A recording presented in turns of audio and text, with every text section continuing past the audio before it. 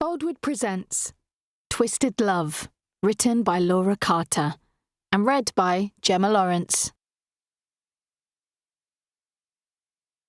Chapter 1. Gregory. My Omega tells me it's been less than 1 minute since I last watched the second-hand tick round. 2:23. It's been almost 3 hours since it happened. Less than 3 hours since I watched what I've craved for almost 3 decades unfold. He's dead. The biggest demon in my life has finally been condemned to the pit of flames he deserves. But it's not what I imagined. When I've thought of this day, I've thought that killing him would break the black clouds that have cast a shadow over my existence. Now, my black clouds have been replaced with torment. What have I dragged this sweet girl into? Fuck! I drag my hands over my tired face as I sit in this grey windowless box, not knowing where Scarlett is. She should have stayed clear of me when she had the chance. I should have been fair and stayed away from her. But I couldn't. I sought her out like a vulture seeks its next meal. Those devastating green eyes, the way they turn hazel in a certain light like nothing else I've seen. That unbelievable body. Her skin feels like silk, and once you've touched her and tasted her, there's no going back. No other woman could ever be good enough. And she's smart. Too fucking smart for her own good sometimes, and tougher than she thinks. But not in the bedroom. There, she gives herself to me completely, utterly, and I am desperate to have her all the fucking time. That laugh.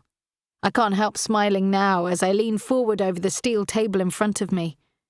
Even when she's laughing at something only she finds funny, that happens a lot, I can't help but break my stoicism because it's such a beautiful fucking sound. I've broken her. Corrupted her. Since the day she met me, I've turned her world into darkness. I've dragged her down to my level. Rising from my metal chair, I kick it back against the mirrored wall and pace the concrete floor of my custody cell, my hands deep in the pockets of my blood-stained dinner trousers. Where is she? What are they doing to her? She won't break. She's stronger than that. I know it, but does she? I'm going to fix this, if it's the last thing I do as a free man. I'll fix this. The most peculiar pressure builds behind my eyes, making them sting. I can't stand the thought of her trapped in a room like this, like an animal. She'll be cold. She'll be intimidated. Fuck! Get a fucking hold of yourself! I chastise myself through gritted teeth. I need to see her. I need to hold her and make her understand that she's safe. God, that face. That look in her eyes. She was terrified. There's a short tap on the door before it opens, and a tall man wearing a cheap suit walks in. An off-white shirt hugs his middle-aged spread just above the waistline, part covered by a questionable mustard tie. The cardboard coffee cup in his hand is held as tightly as a full cardboard cup can be held. He's followed by a short woman with her mousy brown hair in a bun, wearing a black trouser suit and flat, dull leather shoes. She's scowling, brows almost meeting in the middle. She holds one hand on her hip, exposing the gold police badge on her belt. Gregory Ryans? Yes, I say, holding out my hand on instinct. The man shakes my hand. I'm Detective Inspector Barnes, and this is my colleague. The woman holds out her hand. Trina, I'm Trina. She's a woman out to deny that this is a man's world, but I can tell she's battling with her inner Aphrodite.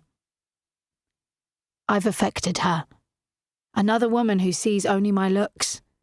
Like most women, like all women before Scarlett Heath swanned into my life in her fitted suits with her white-collar sass. She's the only woman who's ever been interested in what's behind my money, face and clothes. A story I can't tell her. It's unlike Trina to be affected by a man. Barnes's reaction tells me that.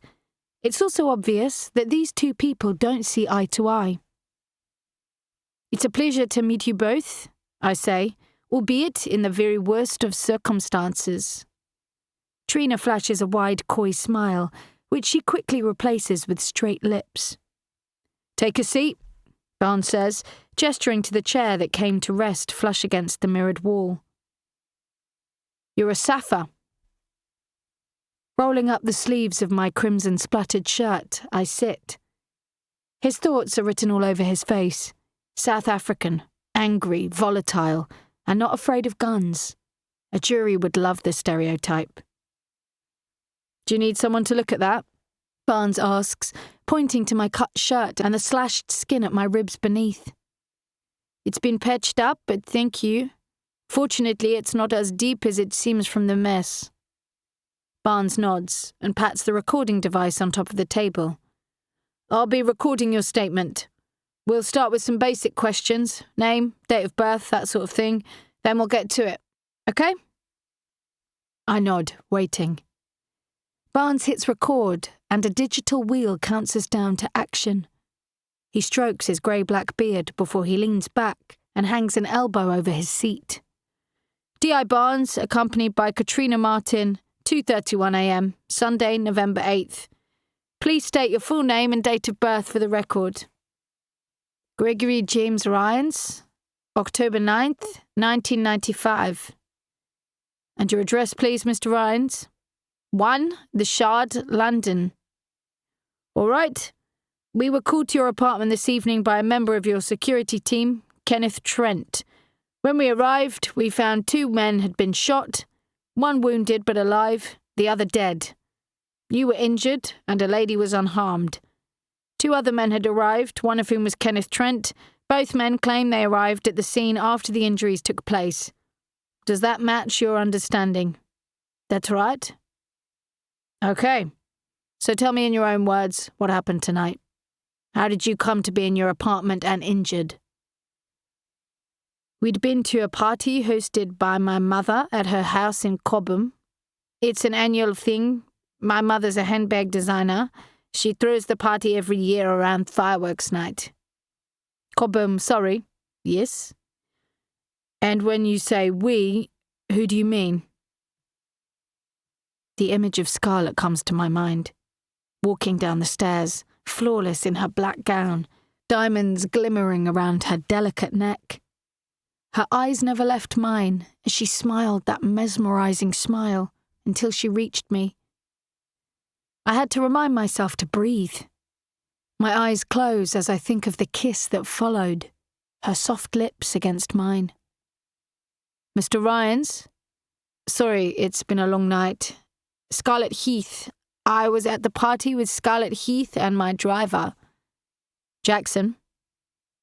He knows him. I nod. For the record, please? Yes, Jackson is my driver. We spoke to Jeffrey Jackson and he called himself your bodyguard, Trina adds. Why would you need a bodyguard? Clearing my throat, I turn on my best impression of modesty. I am a very wealthy man. Wealth can breed enemies, whether you're a good man or not. And are you? Are you a good man, Mr. Ryans? I'd like to think so. Thank you, Mr. Ryans. Barnes interjects while shooting Trina a glare. You were at your mother's party, go on. Absent-mindedly, I rub a hand around the painful ligature bruising around my neck. I need to concentrate. I need to get this right. God, I need to know where she is. I need to see her. We left the party sometime after 11, just as the fireworks were starting, maybe closer to midnight. Trina frowns. You left the firework party before the fireworks started. I'd be irritated by her, but I'm distracted by the memory of that dance and the desire Scarlett and I both had, the urgency we felt to get home. I was desperate to feel her skin on mine, to satisfy my growling erection inside her. Yes? I throw a brief and knowing look at Barnes. He continues his questions. Scarlett Heath is your girlfriend. He startles me. I clear my throat again. We know each other romantically. Trina rolls her eyes. She's annoyed. Her flushes and smiles are replaced by a moody pout. Where did you go when you left the party? Jackson drove us to my apartment. When we got to the car park at the Shard, we noticed that the tires of my Mercedes had been slashed. I grabbed Scarlett. There was no gun, I remind myself. Jackson led the way to the lift vestibule. The door into the lift had been tampered with. We need to check the CCTV, Trina states, making a note in a small ring-bound notepad with a cheap plastic pen. That's been done, it's clear. Barnes briefly casts his attention to me. He knows the tapes were cleaned and probably knows they weren't the only evidence meddled with. I get the feeling he's more than just familiar with Jackson. Let's see how this pans out. You say the door was tampered with? Barnes asks. Forced open. We took the lift to my floor, and when we got out, the door to the apartment was ajar. Jackson kicked it open and was shot as soon as he stepped inside. I think I told Scarlett to look after him. I can't remember exactly, but that's what she did. I knew the intruder had a gun, and I knew I could only match that like for like, so I went to the safe and took Jackson's Glock from it. Trina jumps in. Where exactly is the safe? In my office? Where's that? I know what she's getting at. Sweat starts to form on my palms, but I don't show my nerves. I've spent my life hiding emotions. It's second nature. The second floor? Upstairs. So you, in your frantic state, had time to run upstairs, obtain a gun, and come back down. In the meantime, the attacker just hid? Bitch. With all due respect, Katrina, I don't know what he did. I was upstairs. Barnes' lips begin to tip, but he puts a closed fist to his mouth until he's composed. Go on. You came back downstairs with the gun. Yes, then I went to find him. There are 2 rooms off the lounge, a bathroom and a gym. I went into the bathroom where I thought sound was coming from. He came at me, ran at me. We tussled and the mirror broke. He picked up a shard of glass and ripped it into my side.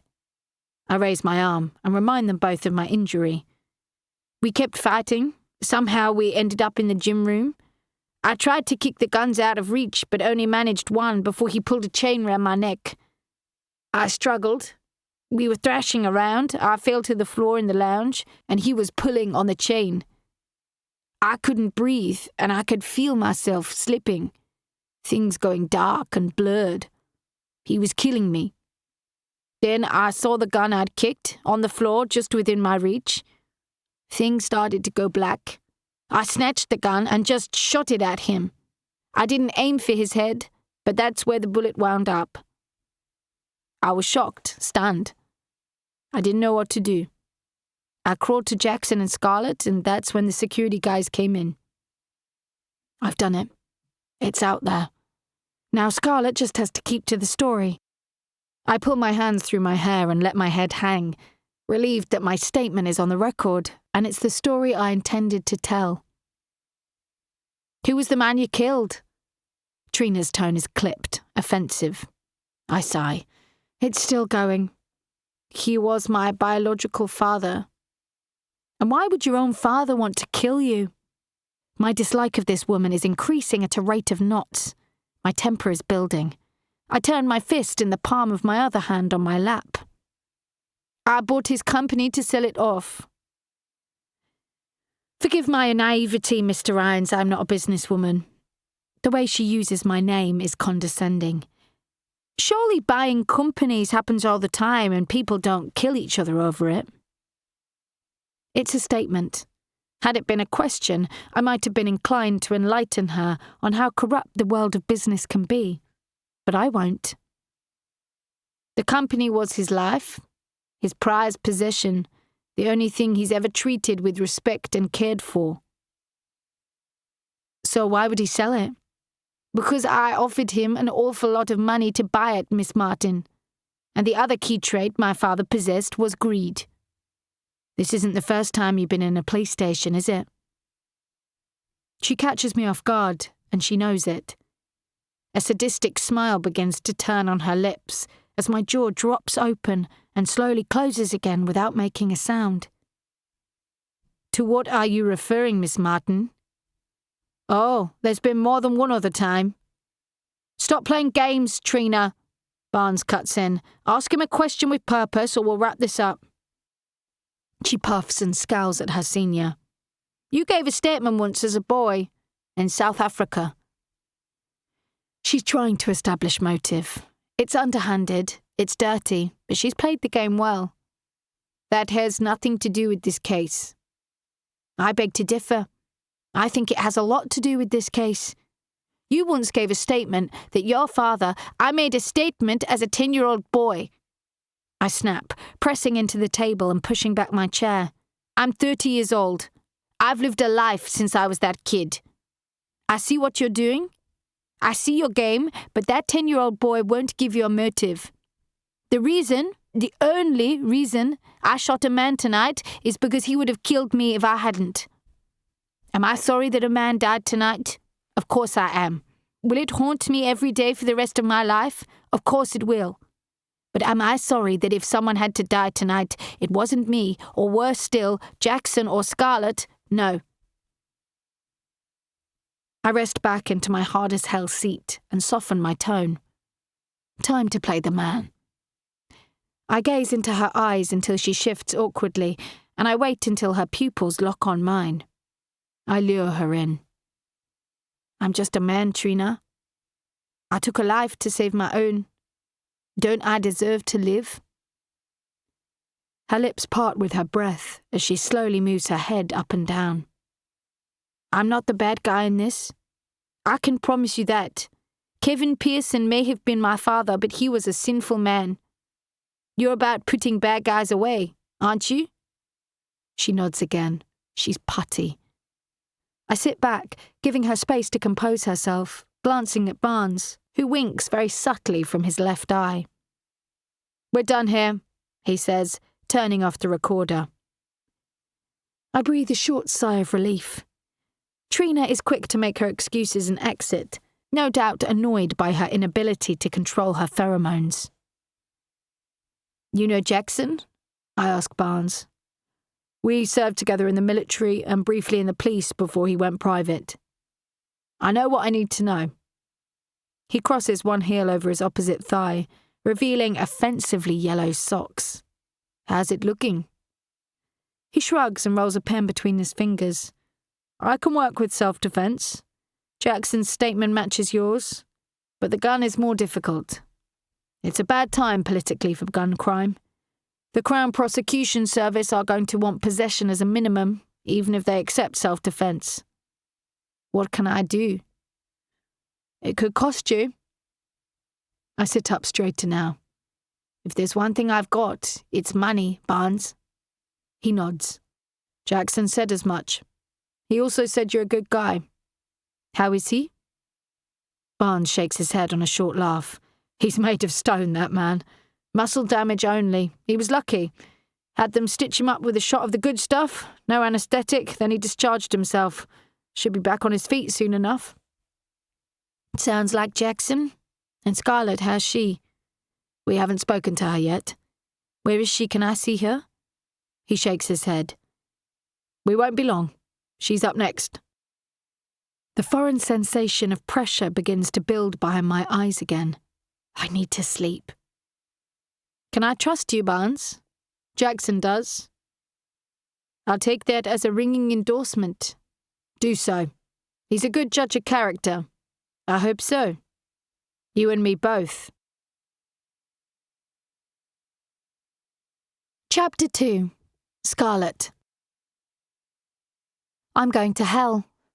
The funny thing is, I've never given much thought to whether I believe in God, the Bible, heaven and hell, but I suspect I've broken the rules to pass the shiny gate and walk barefoot on the carpet of white cloud.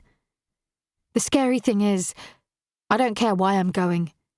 I'm only terrified that when I get there, my dad and Gregory might not be waiting. Miss Heath? Katrina Martin slams a hand on the cold metal table between us, dragging me from my trance. I'm sorry, I whisper, allowing myself a brief glance upward before settling my eyes on the invisible movie playing out on the surface of the table. You were saying? Her annoyance is obvious. I don't know what I was saying. I was thinking about my soul, burning alone, but I don't think I said that out loud. Scarlett! She snaps again. D.I. Barnes sighs heavily. All right, Trina, calm down. She's had a shock, and it's the middle of the night. His soft tone causes me to search his face. For some unfathomable reason, he's being nice to me. He turns up his lips ever so slightly, comforting me as much as I can or care to be comforted.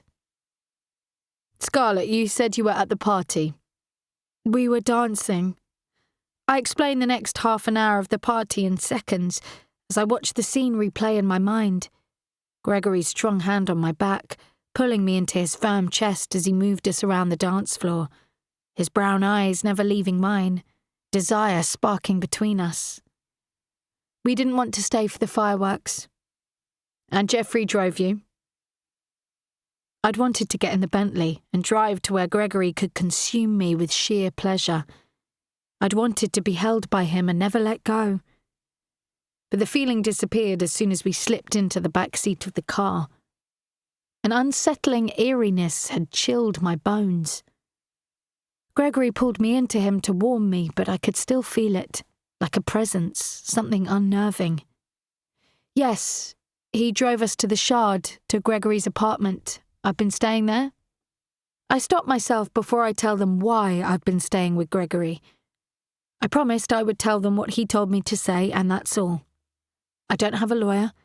We agreed not to have lawyers at first because we have nothing to hide. That's the story.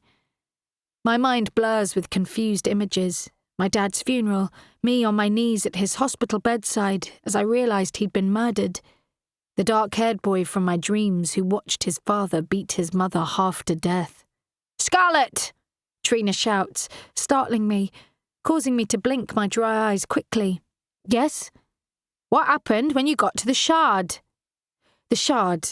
We parked, and Jackson or Gregory, I don't remember who, one of them noticed the tyres of Gregory's Mercedes had been slashed. The hairs on my skin had pricked up. We knew who it was, and we knew he was in the vicinity. Gregory told me to take the car and leave, but I couldn't. I wouldn't. I couldn't leave Gregory to face Kevin Pearson alone. But there was more than that. Something deeper, darker within me that wanted to see the end of my father's killer. Bile rises in my throat and I swallow it down. Gregory took my hand in his, instinctively protecting me, and Jackson pulled his gun from the glove compartment of the Bentley. Jackson led the way, his gun cocked and raised as we left the basement and rode the lift to the 64th floor. We took the lift to Gregory's floor. Jackson got out first, then Gregory, then me. Nothing else happened in the car park, Trina queries.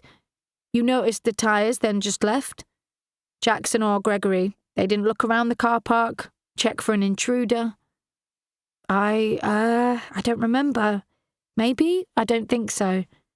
So, presumably, they weren't taken by surprise. I'm not sure. I guess they thought it would be best to leave the basement and get to the apartment. You're aware that the man who died tonight was Mr. Ryan's father, aren't you? We didn't discuss this. My chest begins to throb as my heart rate rises.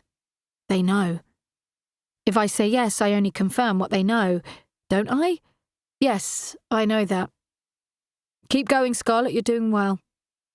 D.I. Barnes casts a warning eye in Katrina's direction. So, you got out of the lift at the apartment. I take a deep breath. I won't let Gregory down. I nod. For the record, please, Scarlett. Yes, the door was open. Fully open, wide open. Katrina jumps in. This woman is starting to piss me off. No, I snap. The door was ajar. D.I. Barnes gives away their position with a subtle nod, letting me know I've said the right thing. Jackson kicked open the door and right away, he was shot in the leg. He fell to the floor.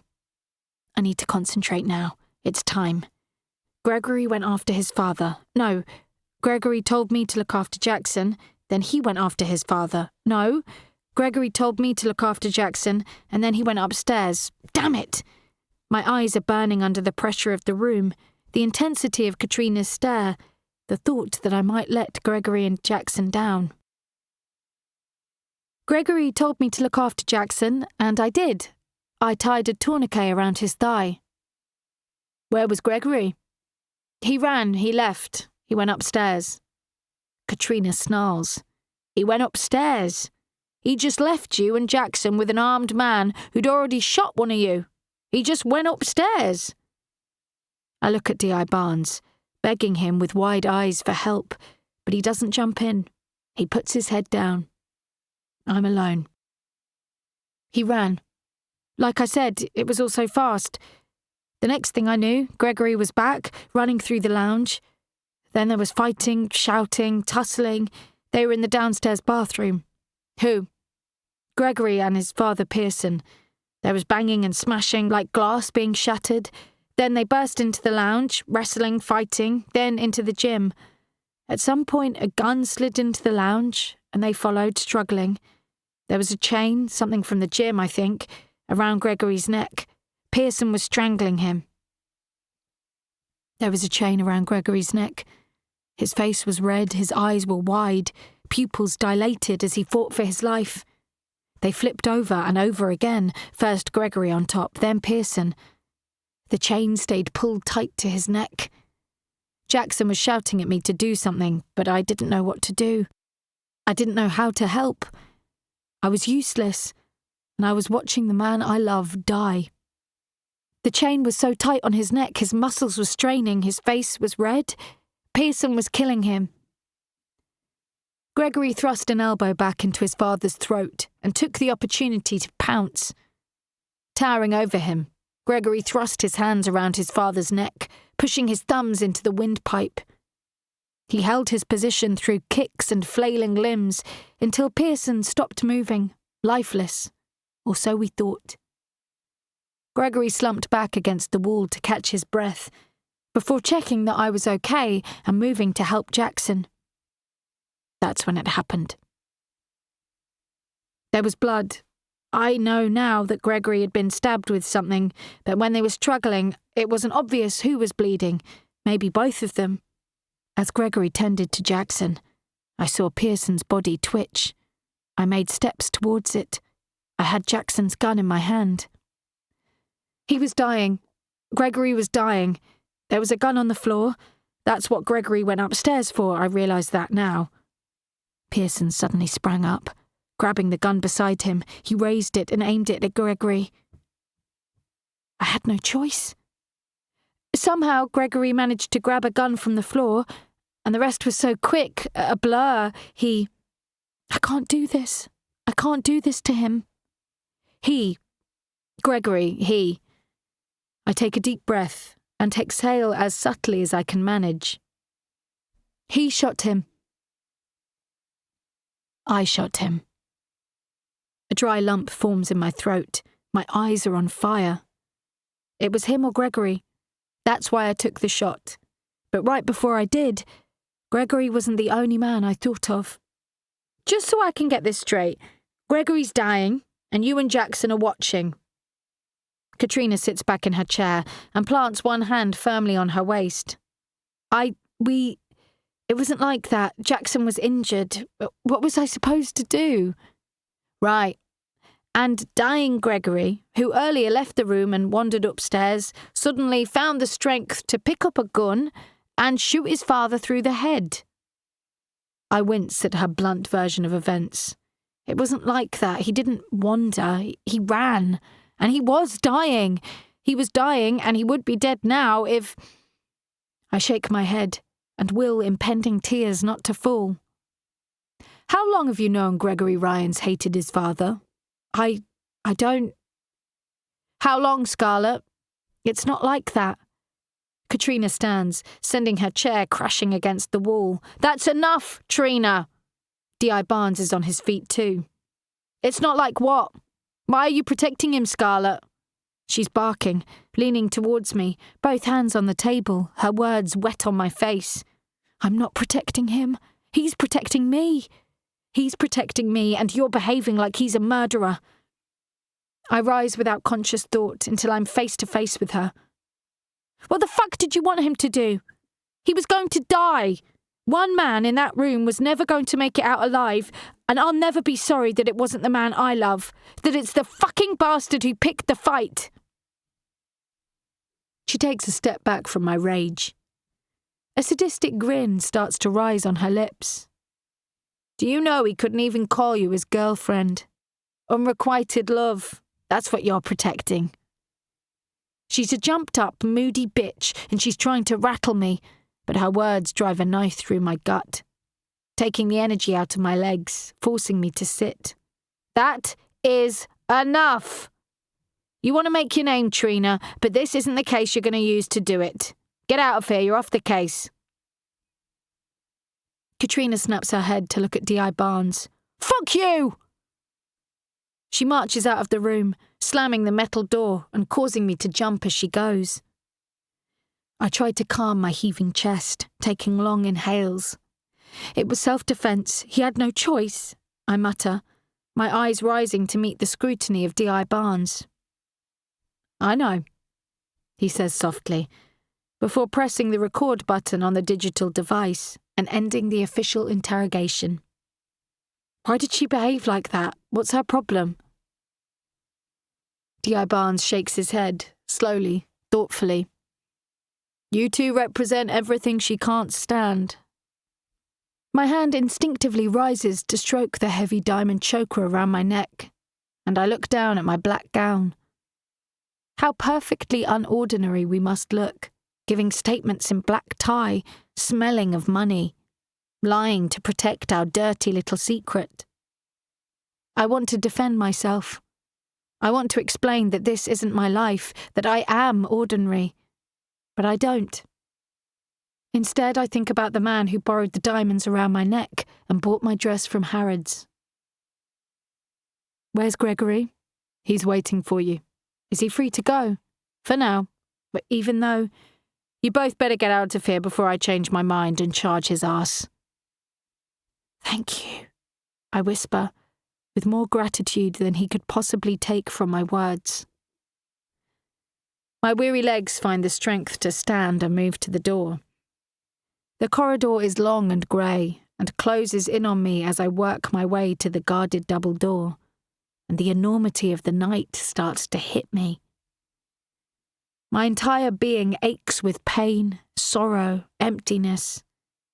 Each step takes me closer to the only person in the world who can make things feel right again. A guard pushes open the door without speaking and inclines his head for me to walk into the station reception. Gregory rises from a row of seats, his shirt soiled, his sleeves rolled to his elbows, his hair showing the signs of his stress towel, pulling his fingers through it. His broad shoulders turn slowly to face me, his deep brown eyes softening when they find me. He's as perfect as ever, and I need him. I need to feel his strong arms around me. His shoulders sag, and he mouths to me, "Get here." Like he knows I will. I move to him, and despite everything, I fall a little deeper. My heart stops beating, and breath leaves my lungs. He places his palms on my cheeks and gently rests his lips on my brow, then pulls me into his hard chest and wraps his arms around me. In the safety of his embrace, my legs finally give way beneath me, and I sob, tears streaming down my face as I cling to him. He sweeps me up into his arms and carries me away from the station, away from the nightmare of the last few hours. Shh, he whispers into my ear between soft presses of his lips. I nuzzle further into his neck, but my tears don't stop. Everything pours out of me, every emotion I've felt since we met. Love, desire, desperation, fear, pain, anger, relief, it all fuels my sobs. The cold of the dark night bites the naked skin of my arms and chest, and harsh reality courses through my bones. I could have lost you. I chug through broken breaths. He stops, holding us still, until I raise my head. When he can look into my eyes, he inhales deeply, his chest rising against me. But you didn't. You saved me, Scarlett. You saved my life. Then he kisses me, pressing his lips firmly against mine. My tears stop. Kenneth climbs out of the Bentley and opens the rear door for Gregory. Mr. Ryans? Gregory doesn't leave me to sit in the front like he might if Jackson was driving. He bends and places me on the back seat, then moves around to the other door and joins me. I look around the Bentley's interior, taking it in, remembering the last time I was in here. Jackson was driving. We were headed into a dark abyss. I killed a man. I shot him in cold blood. It wasn't premeditated, but I'd thought about it before it happened. I said it. I wanted revenge for my dad's death and for the little boy from my dreams. I never really thought I'd do it, but I'd wanted him dead. What's happened to me? Who is this person taking over my body? Where's Scarlett Heath gone? I want her back. I want to go back and find her and tell her to stay. Vomit rises to my throat, but just as I think I might be sick, an arm wraps around my cold shoulder and pulls me into warmth. I don't want to think. I need to be numb. I need to clear my mind and not think about what I've become. Gregory holds me tightly to him as we move through the empty streets of London, passing only cabs and an occasional off-balance group of drunkenly happy, oblivious people. How's Jackson? Gregory asks quietly, his hand hovering over my ear, shielding me like he thinks I could sleep. I watch Kenneth through the rearview mirror as he talks to his boss. He's all right. On crutches, but discharged himself from hospital. He wants to talk to you. Kenneth adjusts his position until he can meet my eyes in the mirror. Then he and Gregory exchange unspoken words. I turn my head into Gregory's side and remember his wound when he winces. Another scar to add to the white gash that runs from his hip to the centre of his lower back and the cigarette burns on his wrist. We've known each other just over a month. Not long enough for him to tell me everything that haunts his sleep. Long enough for our relationship to witness 2 murders. I'm sorry, I say, raising my head to see his face. He tries to smile, but it's a solemn turn of the lips. He kisses my brow and tugs me back into him. How are you fixed for the next few weeks, Ken? I'm going to need a driver until Jackson gets back on his feet. Whatever you need, Mr. Ryans. Gregory nods subtly. Kenneth is hired, but this time he won't be extra security to protect against the imminent threat of death. I take a tiny comfort from the fact that the little boy I see in my dreams, young Gregory, no longer has to think about that heinous bastard. We roll up to the basement entrance door, and Kenneth slowly moves the Bentley into the underground car park, tracing the journey we made just hours ago. Before the world rocked on its axis and came to rest in a new position. I don't realise I've stopped breathing until Gregory interlaces his fingers in mine and raises the back of my hand to his lips. Okay? I nod and will myself to smile for him, but it doesn't come. The Mercedes is gone, its usual bay empty. Gregory leaves me just a second whilst he gets out of the car. I need him back. I feel panic tightening my chest, making my heart pound until Kenneth opens my door and Gregory's there again. He holds out a hand, and I slip my palm into his firm grip as my unsteady legs step out of the car. Trembling, I stand to face him. He strokes a loose tendril behind my ear. Let's go home, he whispers. He tugs me gently when I fall behind his stride, turning to watch the empty space the Mercedes is left behind. I close my eyes to see Jackson taking a gun from the glove compartment of the Bentley, and Gregory leading me from the car, his body tense, his chiseled jaw set with anger. Now, as we follow Kenneth through the door to the lift vestibule, which still shows signs of tampering, we ascend in silence. When the lift pings, Kenneth steps to one side to let Gregory lead me out, but my legs won't move, remembering what happened the last time we stepped out of the lift on the 64th floor. I shake my head as Gregory attempts to nudge me forward. "I can't," I croak, suppressing the tears that are threatening again. With 2 big strides, he moves in front of me, his tall frame sheltering me from the rest of the world. He lifts my chin until I can feel the caress of his breath on my lips. A silent tear slips from my eye when he presses his mouth to mine, trying to kiss away my fear. My arms rise to his shoulders, my fingers lock into his hair. I kiss him back, my tongue slipping into his mouth, trying to think of nothing but thoughts of him. When he pulls away, he rubs away my rogue tear with his thumb and slips his hand back into mine. Armed with the strength he's given me, I follow. Kenneth holds open the door to the apartment. I want to close the door on reality and be immersed in nothing other than Gregory, but we step inside to a lounge full of people, still dressed in their finery. Jackson stands, aided by a crutch under one arm and Sandy's shoulder under the other. Lara and Lawrence stand one after the other, then Amanda and Williams. I watch their faces blankly, not knowing how to face them. My childhood nanny and stand-in mum, Gregory's mum and stepdad, my best friend and Gregory's right-hand man. I'm not the Scarlet Heath they know anymore. Gregory squeezes my hand, but even that won't protect me from the harsh reality staring at me from 6 pairs of eyes. Lara raises a hand to her chest, then with a sob makes her way to her son, engulfing him in her arms, weeping into his chest. Amanda raises the tips of her fingers to her lips, her glazed eyes watching me, waiting. I seek out Sandy, but shame causes me to look away. As I do so, I find that spot. It's clean. The pool of Pearson's blood has disappeared already. The presence of bleach in the air hits me. "What are you doing here?" Gregory asks Lara. He's hugging her, but his words are curt. "We came as soon as we could." "And the party?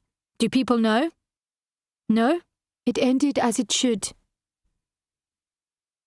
I stare at the untarnished floor and the whitewashed walls until I can see Pearson's face and the blood spilling from his broken skull. I snap my eyes to the vast skyline of London beyond the wall of windows, set in the darkness, the dark world of the city I've come to live in. "If you want to keep this quiet, you need to call Sydney to manage the PR, just in case," Lawrence is saying. I turn on my stiletto heel and walk through the lounge to the staircase, leaving the room behind me, but taking the memories with me. "I can do that," Williams offers. Sickness turns in my stomach as I climb the stairs, but this time there's no Gregory to defeat it, and when I reach the landing, I run along the corridor until I'm in the bathroom, retching to rid myself of every sinful thought I've had.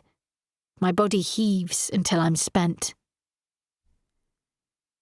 I crawl to the walk-in shower and sink back against the wall, my shoulders pressed to the cold tiles. Reaching an arm up, I turn the shower until hot spray is pouring over me.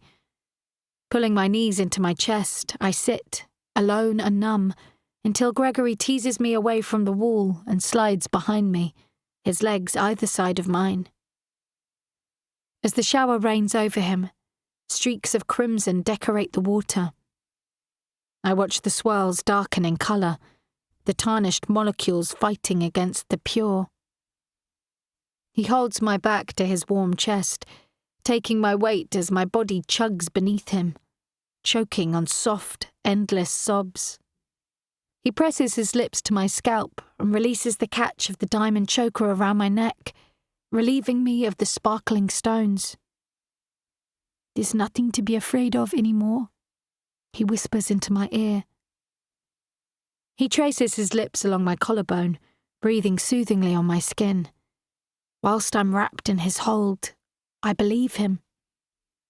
I relax my head back to his shoulder, and he twists my chin with his finger until I face him.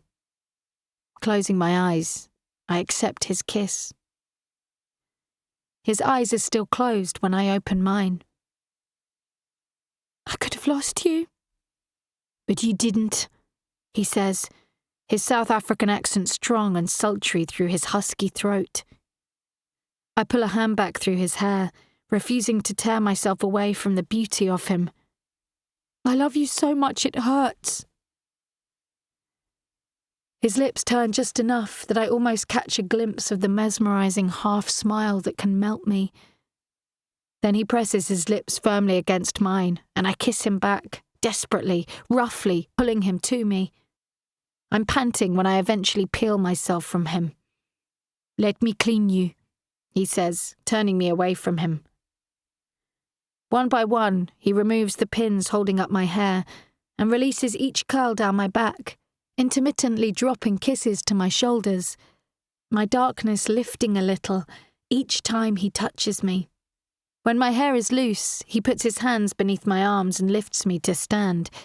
He unzips my gown and nudges my thighs, encouraging me to step out, then folds the dress in half and casts it to the sink. 2 fingers hook into the sides of my French knickers, and he slides them down my thighs to the ground. Move forward. I step under the fiercest part of the shower spray. He removes his shirt and presses his naked chest against my back, then massages shampoo into my long dark hair. I think of nothing but the feel of his fingers and the touch of his skin on mine. Turn. Facing him, I tilt my head back to let him rinse out the lather, stroking his fingers the full length of the strands. I watch him as he removes his trousers and tight black boxers in one go, exposing his entire body. I swallow deeply as my gaze wanders the length of his torso to his crotch.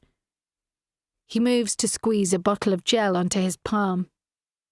Lift, he says, running a hand down my leg.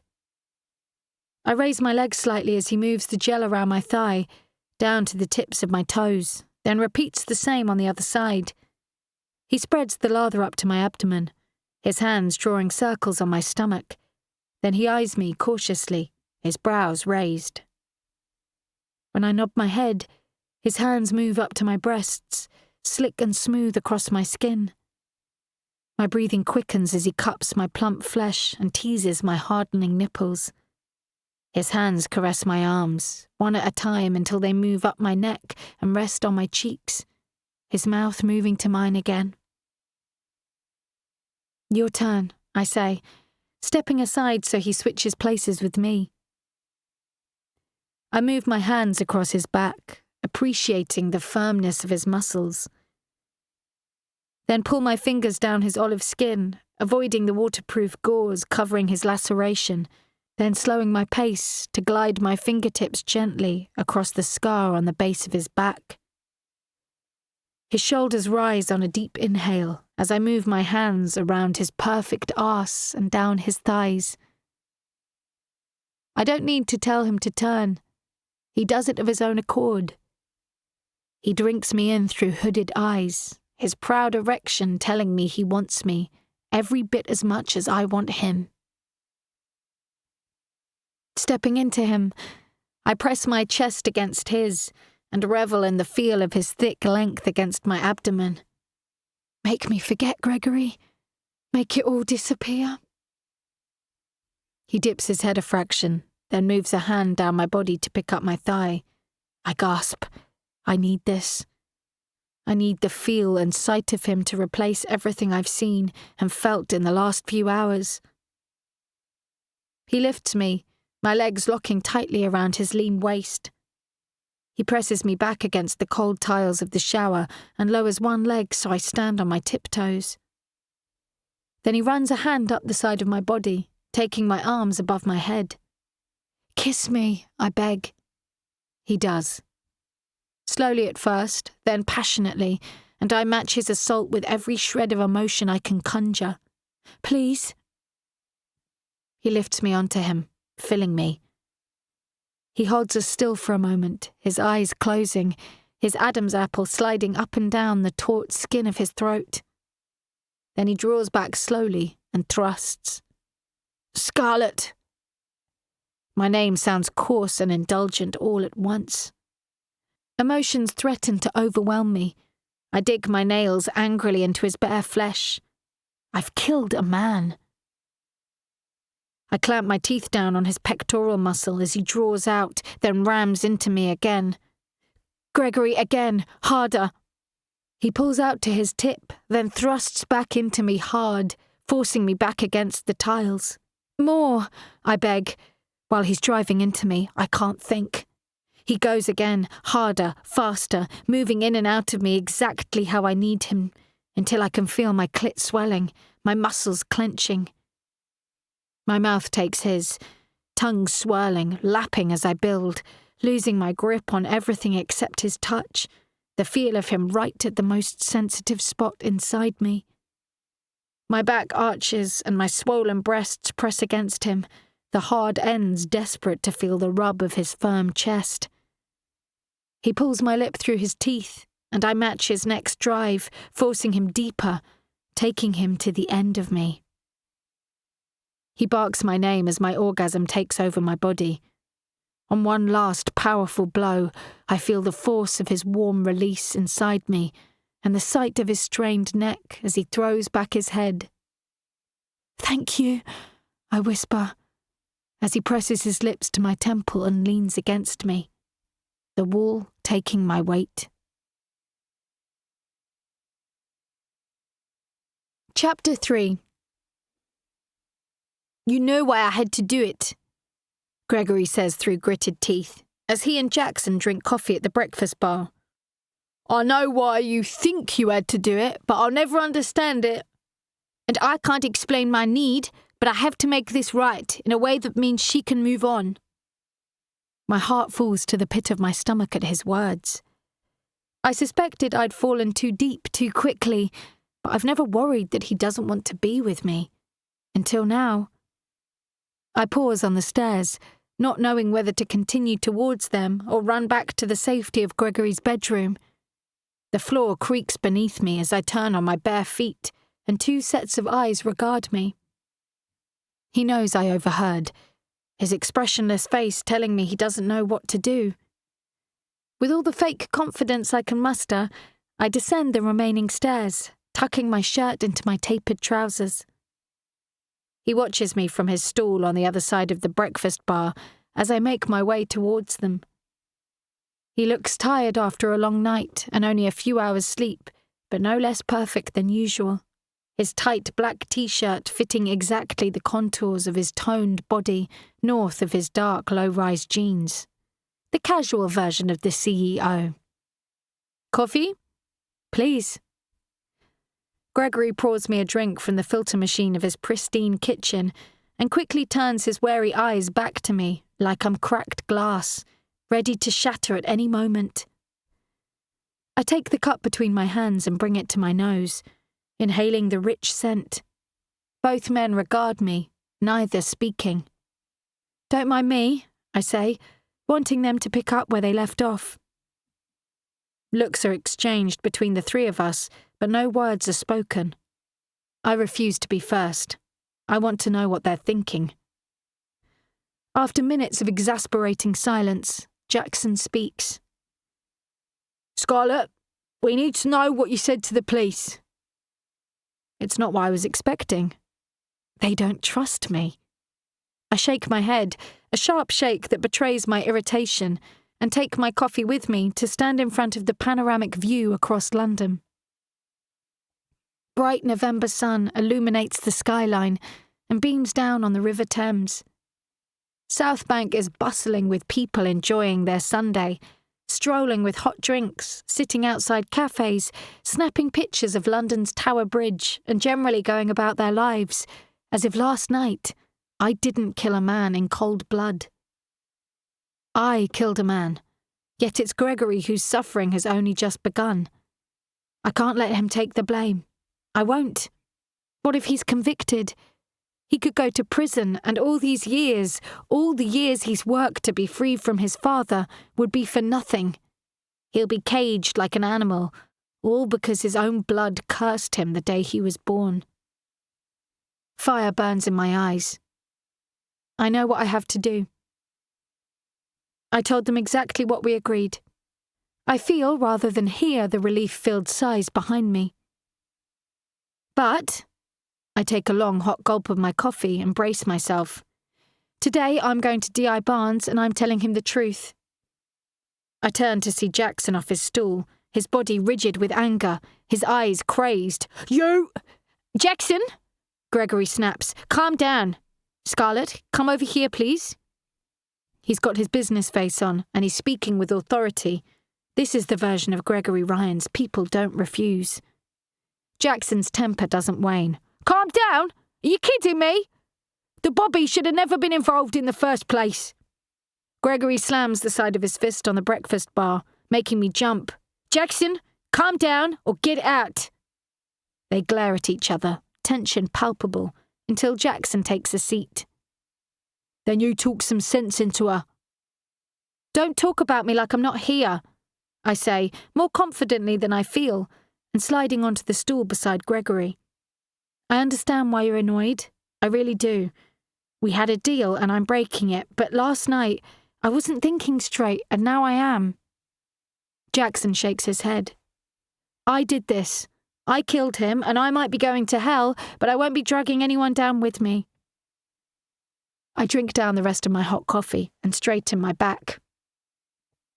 I took the law into my own hands and I should be punished. Gregory puts a hand on my thigh and turns me on the stool to face him. Scarlett, you don't deserve to be punished for what you did. You saved my life. Do you understand that? His brown eyes burn into mine. I wouldn't be here right now if you hadn't picked up that gun. I wince at the thought. Don't say that. It's the truth. And I'll never be able to repay that debt to you. Gregory, you don't owe me anything. You never will. He holds my gaze and lifts a hand to my cheek as if we're alone in the room. How can he tell me to move on in one breath and treat me like I'm the center of his universe in another? I owe you my entire existence, Scarlett, in more ways than one. And I won't let it be taken from you. Not now, not after everything. I bring his hand down to my lap, the breakfast bar shielding it from Jackson's view, and run my fingers over the scars on his wrist. You fought long enough to be free. He turns his arm, concealing his scars, then pulls me towards him, nestling me between his thighs. You amaze me, Scarlett Heath, he says, tucking my hair behind my ear. Everything I've put you through since we met. And as ever, you're giving me whiplash, Gregory Ryans. While I hate to be the one to spoil the party, Jackson interrupts, this just can't happen. Gregory lets his shoulders sag. She knows that.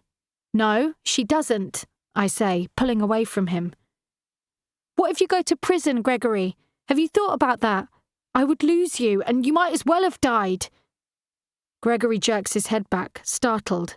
I'm sorry, I don't even want to think. I can't think about that. My point is, I couldn't stand to see you go to prison, and more to the point, I won't let you go to prison for something I've done. The pressure behind my eyes is climbing again, and tears are beginning to obscure my vision. Hey, come here.